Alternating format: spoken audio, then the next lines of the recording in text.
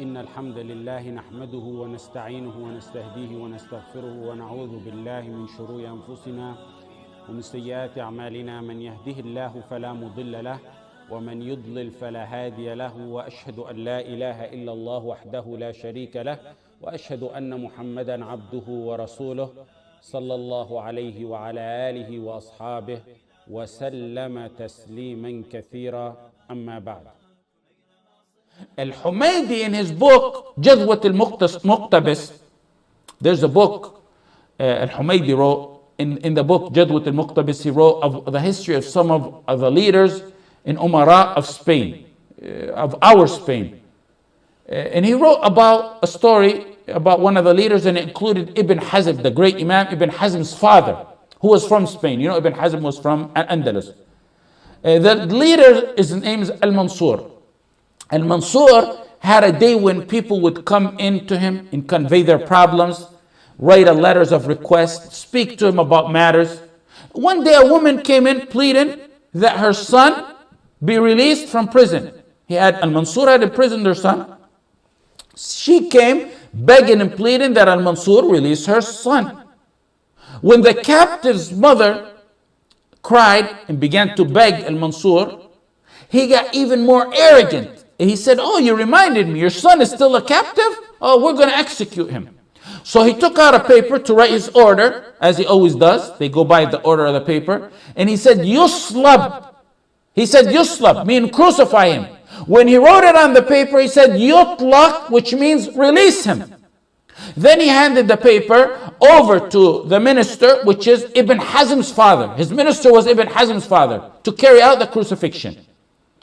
Sometime later, maybe the next day, he asked his minister or deputy, Ibn Hazm's father, "Did you carry out the crucifixion?" He said, Oh, Amir, look at the order. You said release him. We're preparing him for release." Al-Mansoor, the leader, got angry. He said, "Crucify him." He said, "Crucify him." But as he's writing it, he said, "Yutlaq," release him. He's saying crucify him. His hand is writing, release him. And he gives it to Ibn Hazm's father. Again, he asked Ibn Hazm's father, "Did you people crucify that person, that prisoner?" He said, "Amir, you said release him. The paper says release him." A third time, he wrote, "Release him," while his mouth was saying, "Crucify him." Same scenario 3 times. When al-Mansoor asked for the third time, he showed him the paper in his handwriting. It says release. He's being prepared for release. When they showed him the decree that he wrote, it finally sunk in his head, in al-Mansoor's head, and he says, "يُطْلَقْ رَغْمَ أَنْفِ مَنْ أَرَادَ اللَّهُ إِطْلَاقَهُ لَا أَقْدِرُ عَلَى مَنْعِهِ." Let him go. Let him go. I have no control over this. Whoever Allah wants released, I could never keep him a captive. Who made a leader with all his power and might and his intention say something his own hands couldn't even write it? He said something while his own hands wrote something different. It is Allah whom you should be relying on, who caused his hand to write something different than what his mind wanted him to write. وَاعْلَمُوا أَنَّ اللَّهَ يَحُولُ بَيْنَ الْمَرْءِ وَقَلْبِهِ. Allah is the only one who comes in between a man and a person and his heart. You have a marital issue, turn to Allah, because He controls your spouse's mind more than your spouse controls his mind or her mind themselves. When it's a work problem, put your reliance on Allah and turn to Allah, because Allah has more control over your employer's mind than he does himself. مَا مِن دَابَّةٍ إِلَّا هُوَ آخِذٌ بِنَاصِيَتِهَا. Not a moving, living creation except Allah grasps its forelocks. آخِذٌ بِنَاصِيَتِهَا. You know what that means? Bedouins back in the days, they used to have camels. Camels are hard to restrain. But if you put a holster on the camel around his head, the head is about this big. You got full control over him. You move him left, right, forward, backward with that little restraint. And that's how Allah has control of every creation. You know John Grisham, the one who wrote many law-based novels. He wrote his first and I think his only non-fiction book, and it's only one I read of his books. It's a very good book. and it's lack of justice. It's about the lack of justice in the criminal system. It's called The Innocent Man.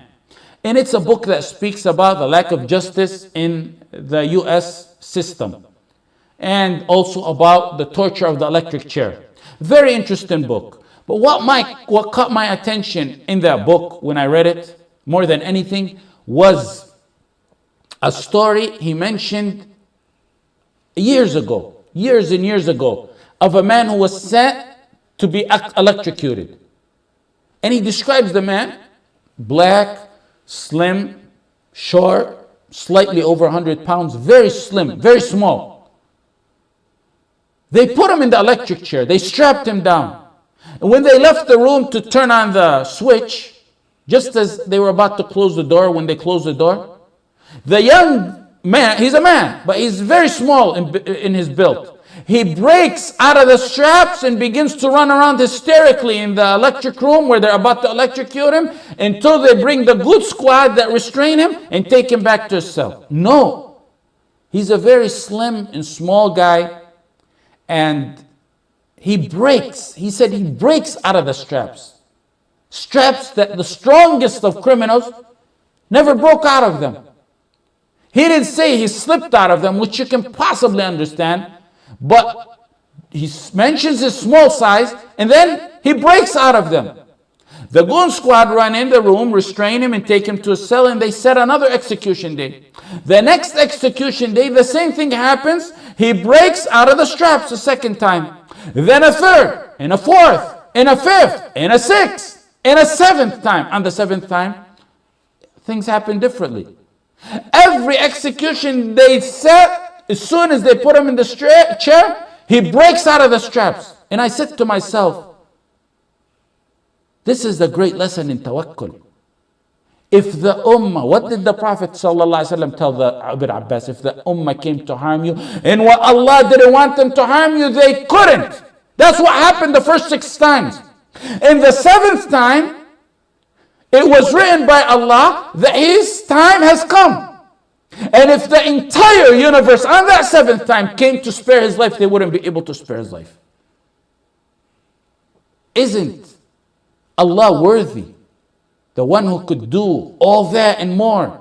Isn't Allah, the one who controls the universe, worthy of you putting your full tawakkul on Him in personal matters, in financial matters, in matters of this ummah? When they asked al-Ahnaf ibn al-Qais, how did you master taqwa? He said, I know my provision, no one but me takes it, so my heart felt at ease. No stress over materialistic matters, or your job, or your paycheck. You put your tawakkul on Allah and you do your means.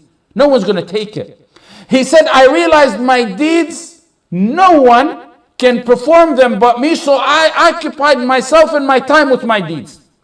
Then he said, I realized that Allah is always watchful over me, so I was ashamed to let Him see me committing a sin. Then he said, I realized that death is awaiting for me, so I gathered the provision for that journey. A man told him, so where do you eat from, al-Ahnaf? And then he mentioned to him the verse, وَلِلَّهِ خَزَائِنُ السَّمَاوَاتِ وَالْأَرْضِ.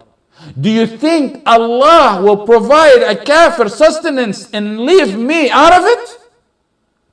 Tawheed was meant to bring you ease and peace in this world and the ultimate goal in Jannah. This is Tawheed.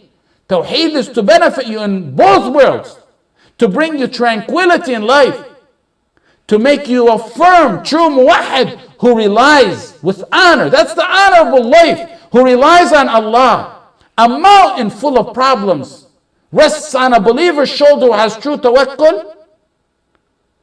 Death in families possibly. Lifelong in prison. Maybe execution. Maybe loss of wealth. With reliance, he takes it with a smile. Nas'alullah lana wa lakum al-afiyah. With reliance, he takes it with a smile. And he's, as if you see him, he's possibly like he's the happiest man. Then you see one who lacks tawakkul, and he gets a glimpse of that problem, maybe a flat tire, maybe the boss looks at him wrong, and he's got to go visit the psychiatrist and decide what therapy and what medicine he needs to go on. We took, alhamdulillah, dua, fear, hope, dua, fear, hope, and tawakkul. And we'll take inshallah al-Raghba wal-Rahba wal-Khushu' next week inshallah. Jazakum Allah khair. Wa sallallahu ala Sayyidina Muhammad wa ala alihi wa